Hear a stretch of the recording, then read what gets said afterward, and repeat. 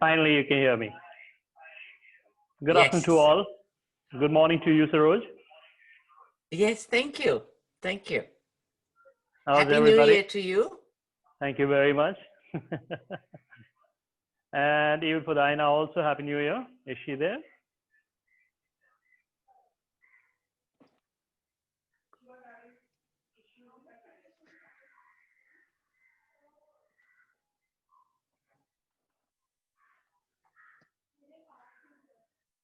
And how's everything? How's the week, Saroj? Oh, very good. Very good. Very hot here, so it feels like we're in India, literally. Okay. Otherwise our summers are rain and windy and things like that. But this time the global warming has taken turn all over in Europe. Either too much rain or too much heat.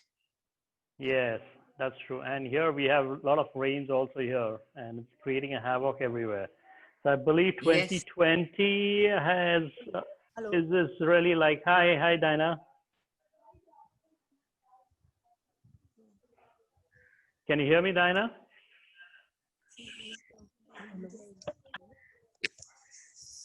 Hello. Yes, hi, Diana. Yes. Now I can hear you. Okay. You can hear me now. Okay, hi. Yes.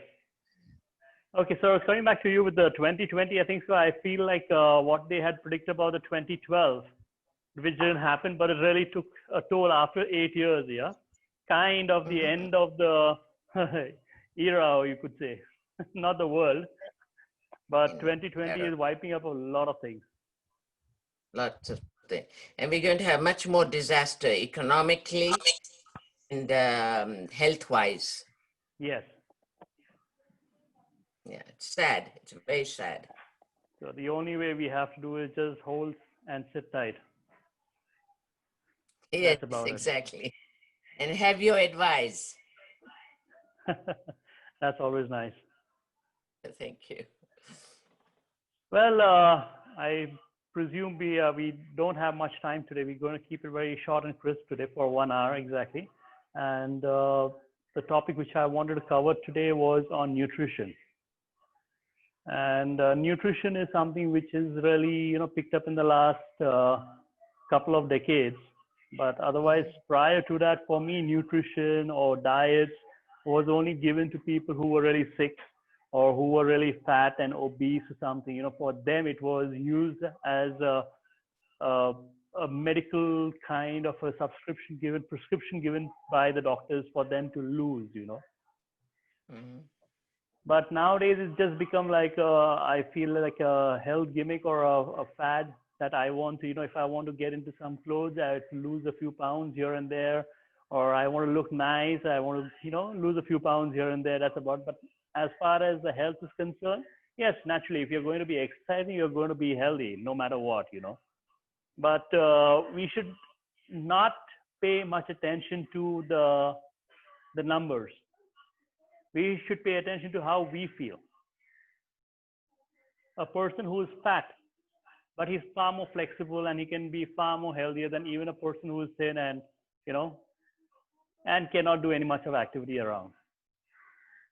So if it's like, I can say back in the 70s and 80s, we had a lot of people who were fat and all that stuff, but nobody spoke about diets and all at that point of time. But it's all this fat picked up, I believe, from the 90 era onwards, where people started saying, you need to go on a diet, you need to become, you become, you put on 5 kilos more, you become 6 kilos more. Then that's how they started, capitalizing on the fear factor, for the people. But in all of that, I always say, I've never believed in a kind of a diet system. I feel if as long as you're eating healthy, you're eating right time, and you know how to burn it out. That's more important. It can be not through exercise. It can be through any other recreation. If you're a sports person, you're playing, you can carry on with your sports activities, or you have any other recreation activity where you can still learn to burn off those extra calories which you have within you. But eat, but don't restrict or limit yourself to anything and everything. Like they tell you, you need to cut down on the carbs, you need to cut down the calories and all that stuff, like you have the keto diets and all that stuff. We need to avoid that kind of a thing. Just stick to what we want, how we have to go along, eat a regular food, and just be happy, you know. We blaming McDonald's, right? From 1990 onwards, McDonald's was deemed as the bad person giving fries, burgers, and all that stuff. But did you all know that McDonald's was formed in 1955? Everybody was eating fries and burgers in that time. So that time, you mean to say from 1955 to 1990, nobody was fat, nobody was obese, they were not eating that food, or they were giving them fat-free food. They were all eating the same thing. But it's just a fear factor that came along. Coca-Cola, which was being served by McDonald's, by Burger King, and all that stuff. People have been having this from the 18th century. Coca-Cola, I think, so was formed in the 1890s. And then in 1990 onwards, you're coming in, you're deeming like Coca-Cola. If you take like a 8 ounce of Coca-Cola, it has so much of sugar inside content. It is so bad for you. So people have been drinking what they've been all dead. They should be all be dead by now. So I feel it's just a fear factor that they're working on for people along. So eat anything and everything that you want, but have your limitations, have the way you want to go along with it, and go the way you are. What is your goal in mind?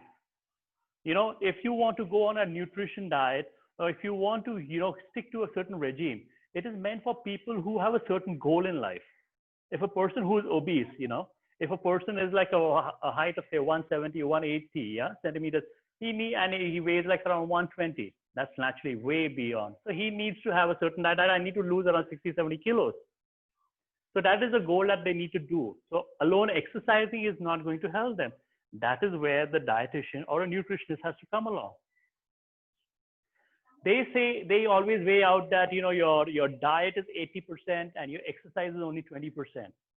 Some people say it's the other way around. It's just, again, a matter of game. It's how you see it. For me, it is a 50-50. You can eat well, you can also exercise well at the same time.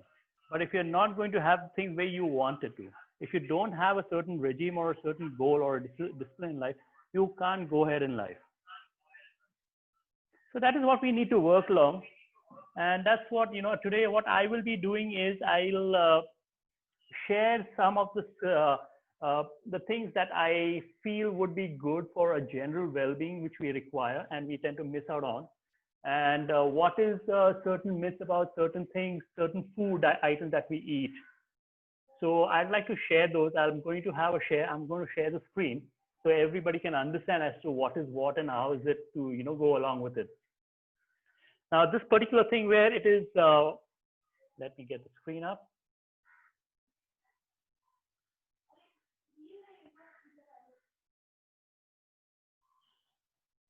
Just give me a minute.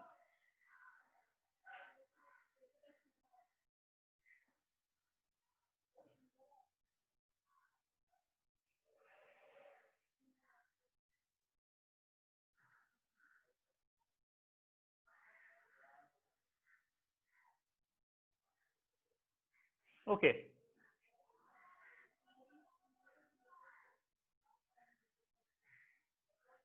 You all can see the screen?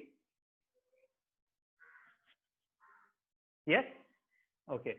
Now, what is more important than anything of this is the calorie intake that we have, right? Now, in the current situation where we have the lockdown and all that stuff, so people are kind of eating a lot of food. People are cutting down on their, the food because they feel like I'm going to have a lot of calorie intake inside. I'm going to gain weight. I'm not exercising at the same time. Again, that is all something which you need to mix and match as to what you want and what are your exact views towards it, and what are your gain and what you want to achieve later on. Now, if I'm going to eat a lot, right? It can be if I'm a person who's been exercising for quite some time, right? He is going to eat the amount of calorie that he needs on a daily basis to maintain that muscle strength for him to have, the muscle mass that he needs to carry on, say after the post-lockdown that he needs to, maintain. So that is the kind of amount of calorie which he needs to have. Towards the end of the screen, you will see there is a certain way where we can calculate the amount of calorie intake one should have. But again, we need to understand one thing. If you want to eat surplus, whether to build muscle or whether you want to eat just to put on weight, excessive fat, which is instead which we are talking of. But we need to understand, I'm repeating myself over and again on this, is what is that we want to achieve, right? So now if you look at this, if you're not training, is going to contribute to your increased muscle breakdown instead. So what do you mean by that is when you're not training, all the muscles that you have developed, right, that is going to start to break down naturally. The glycogen which is there, which is your muscles are made up of glycogen level. So if the glycogen which is there, that is going to start to deplete. So you need to kind of the amount of calorie intake for to maintain that muscle strength, which you need to have the muscle mass, not the muscle strength, the muscle mass. So you need to calculate it accordingly. Eating at a calorie surplus actually led to not only fat gain, but also increases the rate of, just a minute. Huh?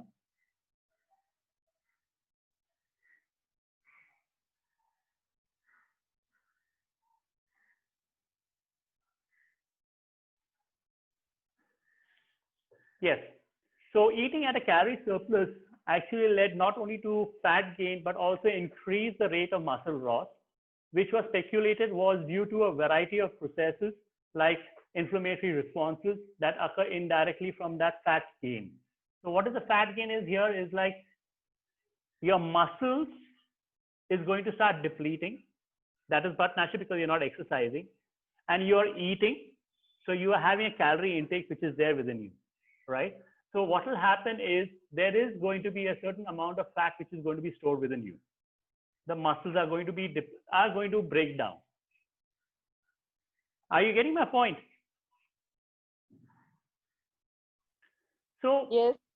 what exactly is the calorie intake that we need to do is simply, you convert your weight into pounds, right? And you multiply it by 15. And you will get your kind of proportionate calorie intake which you should maintain on a daily basis in your diet. So this can vary if a person who wants to maintain his muscle mass, his calorie intake will be much higher than what it is than what he would calculate otherwise. So his would be roughly like around 700 to 1,000 calorie plus in order to maintain the muscle mass. But for a regular person, the simple calculation is just take your weight in pounds and you multiply it by 15. So this is how we have to learn to maintain our calorie intake on a daily basis. Coming to the next point, 1 minute.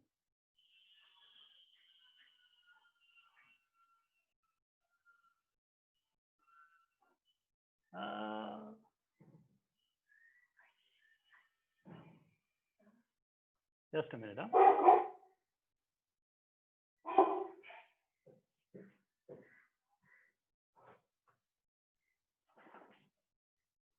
How do I move to the next? Jesus.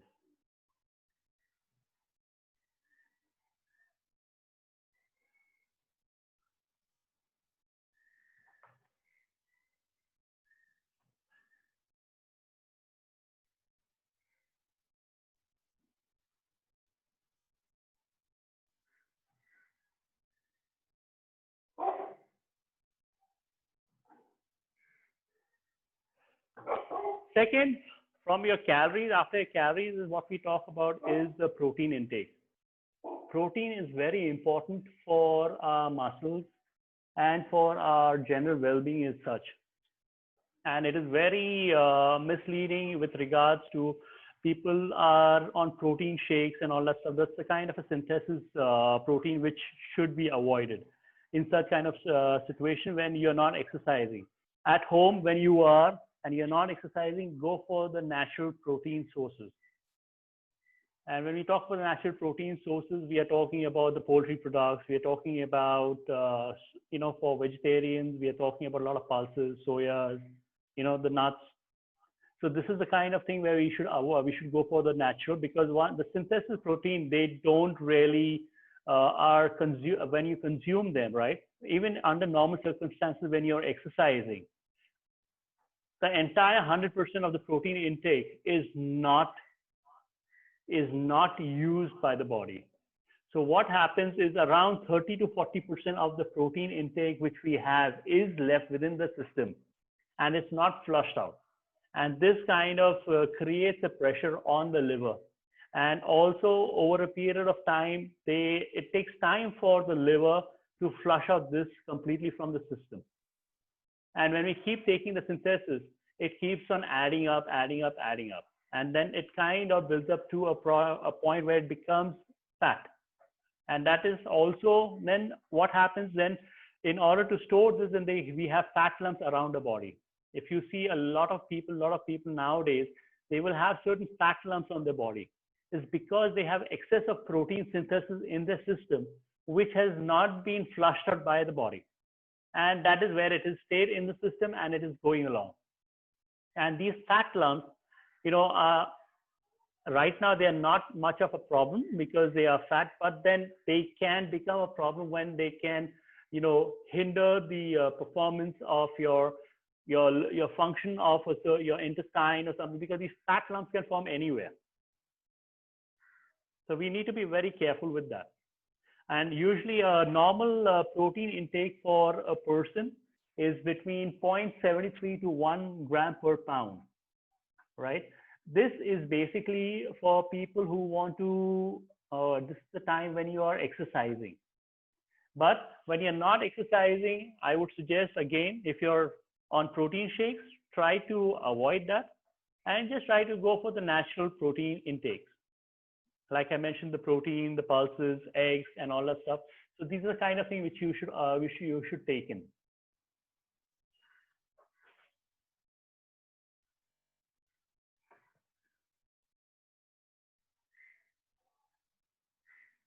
So this is basically when we talk about the calories with regards to our intake of food.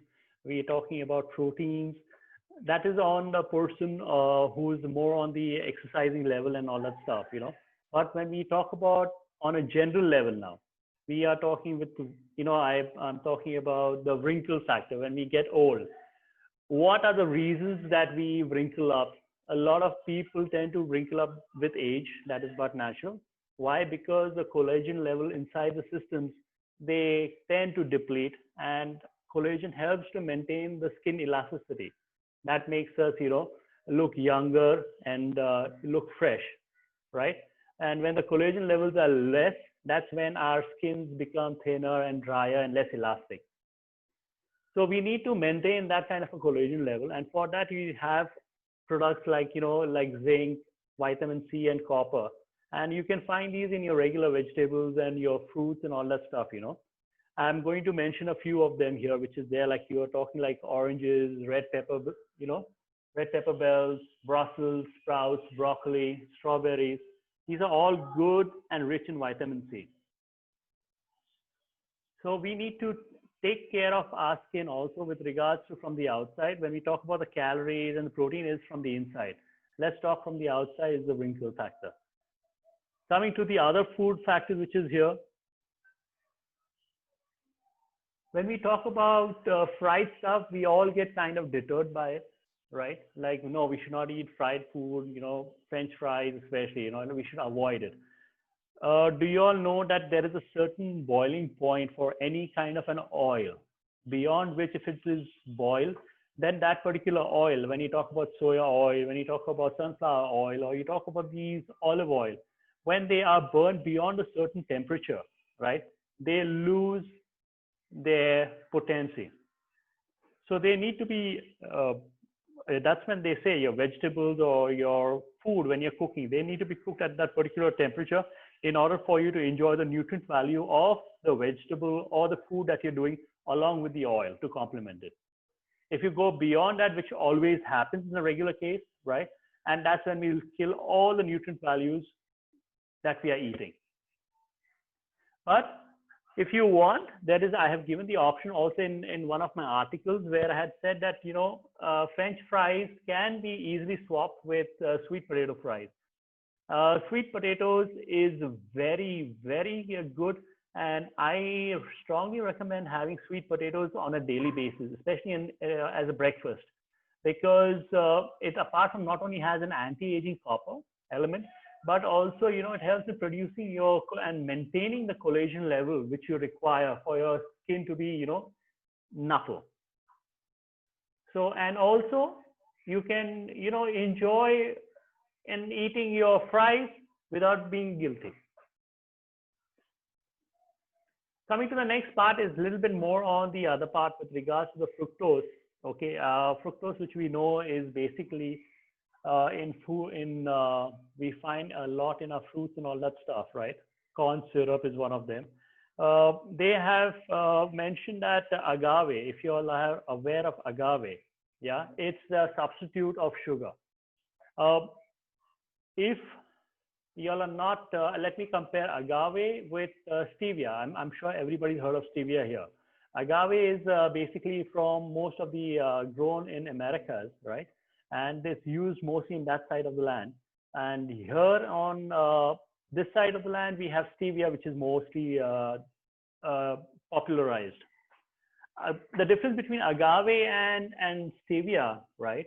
Agave is nectar, yeah. And if I have to compare it to our regular white sugar, it is like around 1.5 to 2 times sweeter than a regular sugar, agave. And stevia, which comes from those leaves, right? The leaves are not sweet, whereas compared to the agave, that nectar is sweet. But in stevia, the leaves are not sweet, but they are like around 200 times sweeter than your regular sugar. That's how sweet they are when they are processed. So agave is something which you could, have. I strongly recommend that instead of the stevia, okay? Because if you get the organic agave here in India, especially, if you have it there, Saroj, you should look for it out there.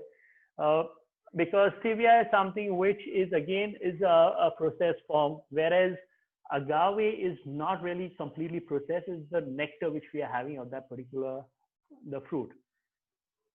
So it is something which helps also maintaining your collagen level, because what happens is when your collagen level is burnt out, that's when your skin tends to get drier.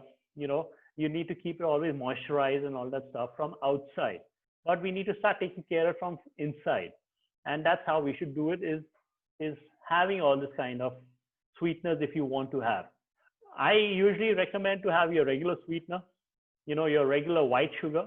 If you don't have any kind of issues or with your diabetes or something, or if you're not on any other medication, just go for the regular sugar, but just reduce the quantity.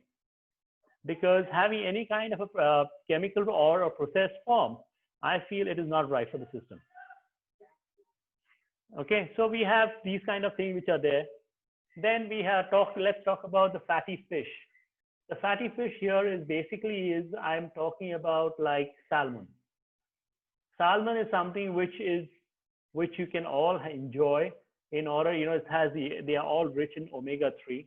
Yeah, you have the omega-3 like the 7 C's cod liver oil. That is also available, where you can get the omega-3 for the elasticity, to maintain the body elasticity also, So this is something which is very important to keep and have on a daily basis.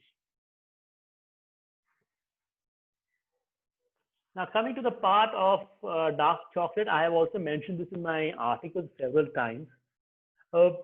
Dark chocolate, when we talk about chocolate, people are like, no, I don't want to eat any kind of form of chocolate. It's all fat, it's all calories, sugars, and all that stuff. It's not good for me. But dark chocolate is something which you should have. It has a great antioxidant value to your system. Okay, it reduces your blood pressure with that, and because it's an antioxidant, right? And it has a good amount of flavanol, right? It is one of those things which makes the dark chocolate. And the flavanol is something which keeps your skin, from burning, and it keeps it much more better. and something which you can have without feeling guilty again. But again, dark chocolate, you should have it to a potency of 70% plus. Anything less than that is not good. So 70% plus of cocoa solid, which is there, which has a cocoa content, is good. Anything less than then they have substituted with sugar and all that stuff. Then we call the milk chocolate. Then we call it the white chocolate. So that's something which you should avoid.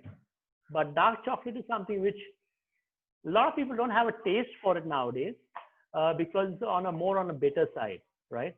But it is something which you should all can have and really enjoy it in different forms.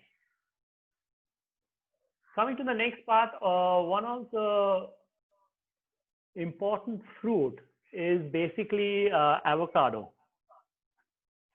Avocados is not easily available here in India, but it is the most, for me, is the one of the best fruits that you can eat. It's it's good for the heart. Okay, Yeah. I'm back here also. Are you able to hear me? Just a minute.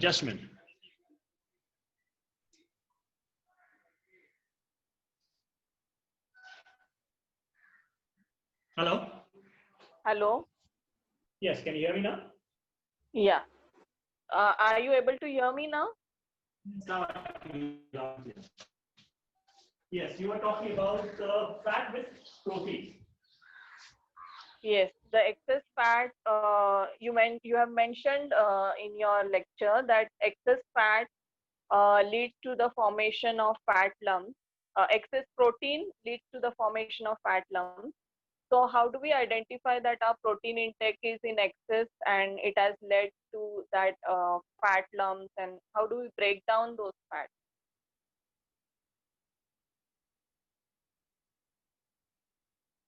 You're on mute.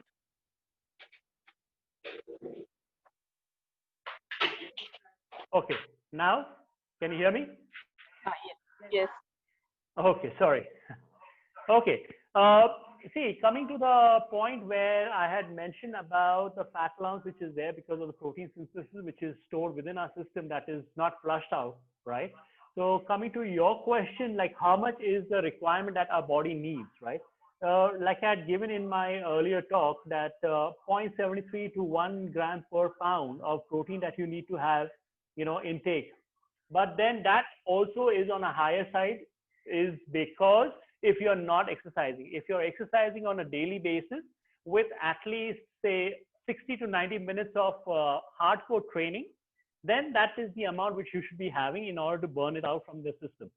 But then again, this is the synthesis protein shakes which you are having, right? They are not the ISO type pure forms which will be all burnt out from the system.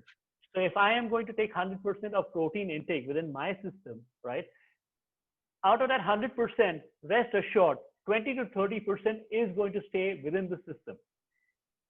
Your body is only going to utilize 60 to 70% for your muscle recuperation, for the muscle growth, for the muscle strengthening, right? So what happens with what is stored within our system? It starts to store bit by bit, and over a period of time, they create fat lumps. So if you see on your skin, you might have certain lumps around it. It's basically, it's a kind of a sign that your body is storing in a lot of protein and you need to reduce it. So coming to the point of your question, how much protein one should take, that is when you need to ask an expert or you should need to consult a doctor, because protein intake depends on a lot of factors. First of all is your medical condition, is what kind of a regime you're going to be following and what is your goal. Because protein can be two ways. One, I can have protein to gain muscle mass, or I can have protein to lose. That's the difference where I need to understand. When if there is a certain calculation if I am going to do for you. Now in your case, you would say, you know what, I want to lose. So I will have to give you a different kind of composition of protein intake compared to a person who wants to gain? Yes? Am I clear on this one, or you would want to know a little bit more? Yes, right. Can I ask you a question too? I'm clear. Yes, yes, Thank you. yes, Saroj. Yes, you're welcome. So, Yeah, that's what I'm doing. I'm really having issues today with this.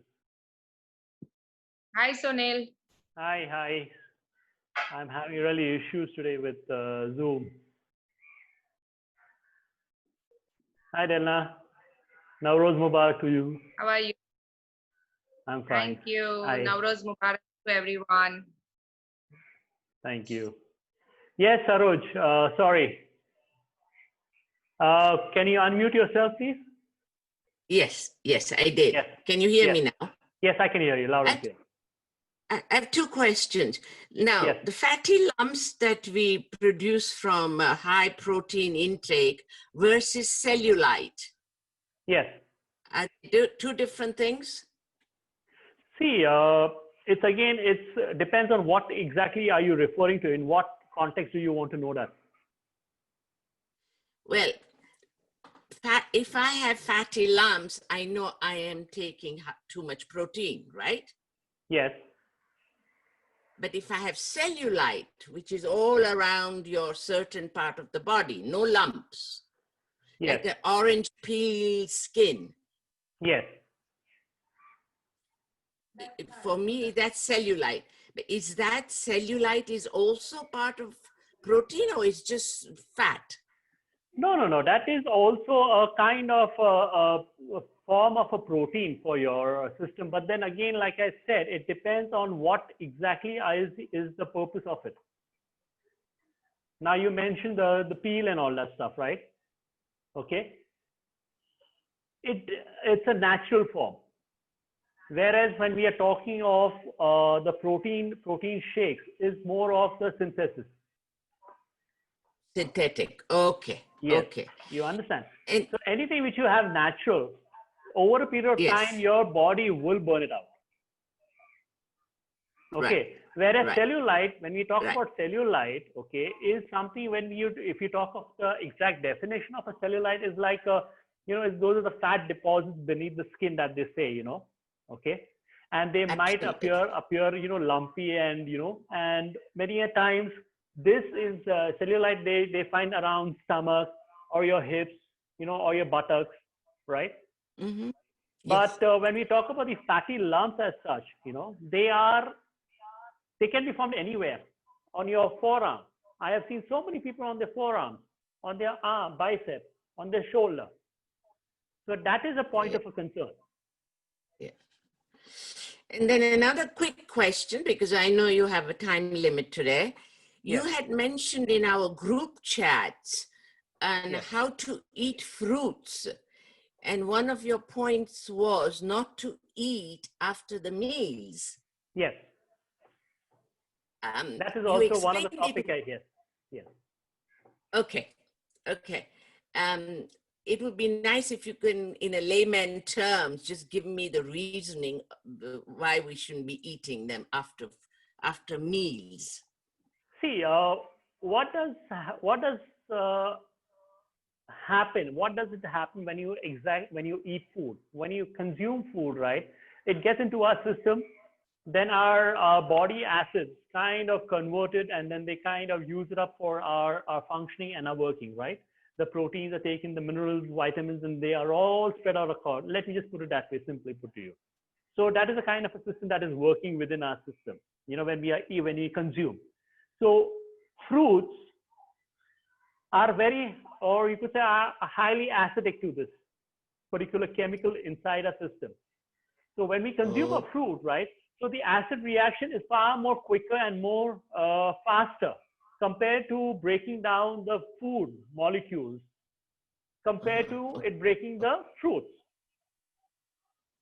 Okay. So what Okay. happens is when your body, when you have consumed your meal, right, or you've eaten solids,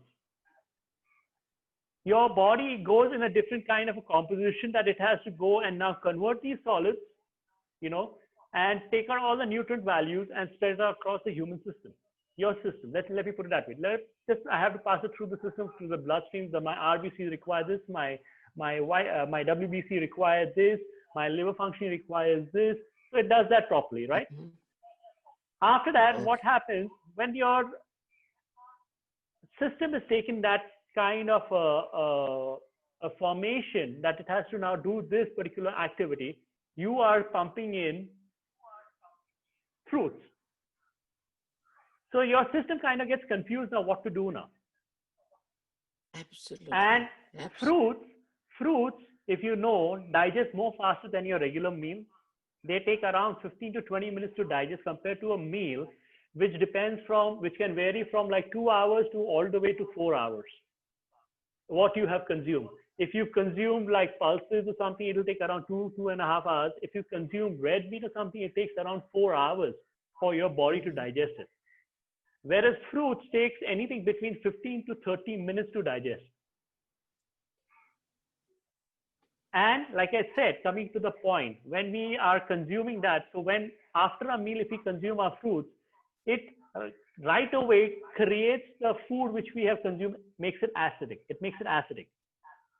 So what happens is we have lost the nutrient value of the meal. Okay. Okay. Got it. So Got that's it. what I say. So that's what I usually say is, and I recommend is, have your fruits 15 to 20 minutes prior to your meal, or half an hour, Absolutely.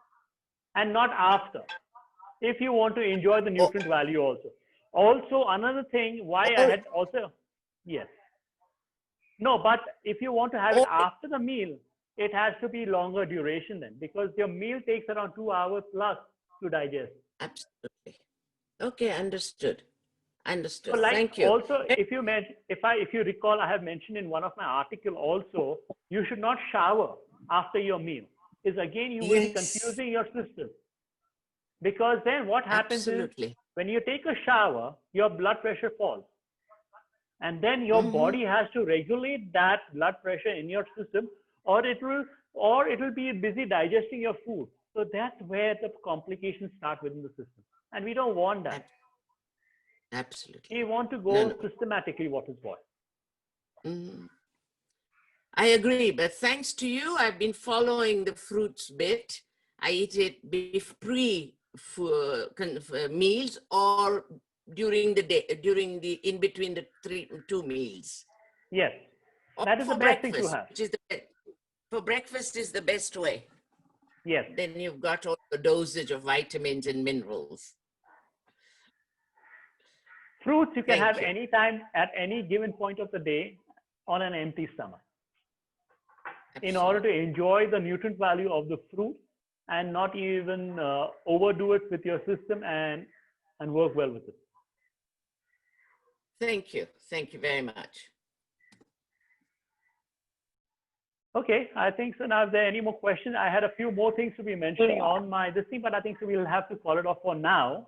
But if you have any other questions, rapid fire.